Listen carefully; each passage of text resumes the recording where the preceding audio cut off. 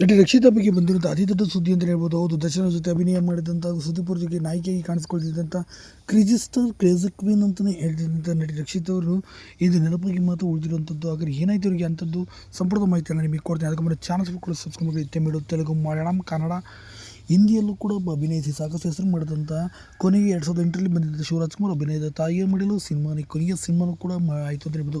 ಅಪ್ಪು ಸಿನಿಮಾದ ಮೂಲಕ ಬಂದು ಸಾಕಷ್ಟು ಒಳ್ಳೊಳ್ಳೆ ಸಿನಿಮಾಗಳನ್ನು ಕೂಡ ಮಾಡಿದ್ರು. ದಮ್ ಮತ್ತು ಕಲಸಿಪಾಳ್ಯ ಹೀಗೆ ಒಳ್ಳೆ ಸುಂಟರ ಗಾಳಿ ಒಳ್ಳೆ ಬ್ಲಾಕ್ ಬಸ್ಟರ್ ಸಿನಿಮಾಗಳನ್ನು ಕೊಟ್ಟಂಥ ರಕ್ಷಿತಾ ಅವರು ಏಕಾಗಿ ಕಣ್ಮರೆಯಾದರು. ತದನಂತರ ಗೊತ್ತಾಗಿದ್ದು ಅವರ ದೇಹದಲ್ಲಿ ಆದ ಸಾಕಷ್ಟು ಬೆಳವಣಿಗೆಗಳಿಂದಾಗಿ. ಹೌದು, ಇತ್ತೀಚಿನ ನೋಡ್ಬೋದು ರಕ್ಷಿತಾ ಅವರು ಸಿಕ್ಕಾಪಟ್ಟೆ ದಪ್ಪ ಆಗಿ ಹೋಗ್ಬಿಟ್ರು. ಇದೇ ಕಾರಣಕ್ಕಾಗಿ ನಟಿ ರಕ್ಷಿತಾ ಅವರು ಸಂಪೂರ್ಣವಾಗಿ ಚಿತ್ರರಂಗದಿಂದ ದೂರ ಉಳಿದ್ರು. ಹೀಗಾಗಿ ನಟಿ ರಕ್ಷಿತಾ ಅವರು ಚಿತ್ರರಂಗದಿಂದ ಏನಿಲ್ಲ ಅಂತಲೇ ಹೇಳ್ಬೋದು. ಹಾಗೆ ನೆನಪಾಗಿ ಮಾತ್ರ ಉಳಿದಿದ್ದಾರೆ ಅಂತಲೇ ಹೇಳ್ಬೋದು. ನಟಿ ರಕ್ಷಿತಾ ಅವರು ರಮ್ಯಾ ಅವರ ಕಾಲದಲ್ಲಿ ಒಂದು ಕಾಲದಲ್ಲಿ ದೊಡ್ಡ ಮಟ್ಟಿಗೆ ಫೈಟ್ ಇತ್ತು ಅಂತ ಹೇಳ್ಬೋದು. ತನ್ನನಂ ಸಿನಿಮಾನೂ ಕೂಡ ಇಬ್ಬರು ಕೂಡ ಪೈಪೋಟಿ ಮೇರೆಗೆ ಮಾಡಿದಂಥ ಒಂದು ಅದ್ಭುತವಾದಂಥ ಸಿನಿಮಾ. ಈ ಸಿನಿಮಾನು ನೋಡಿದ್ರಂತರಿಲ್ಲ. ಆ ಸಂದರ್ಭದಲ್ಲಿ 2006ರಲ್ಲಿ ತನ್ನನಂ ಸಿನಿಮಾದ ಹಾಡು ಕೂಡ ಸಿಕ್ಕಾಪಟ್ಟೆ ವೈರಲ್ ಕೂಡ ಆಗಿತ್ತು. ಏನೇ ಇಲ್ಲಿ ಹೀಗಾಗಿ ಚಿತ್ರರಂಗದ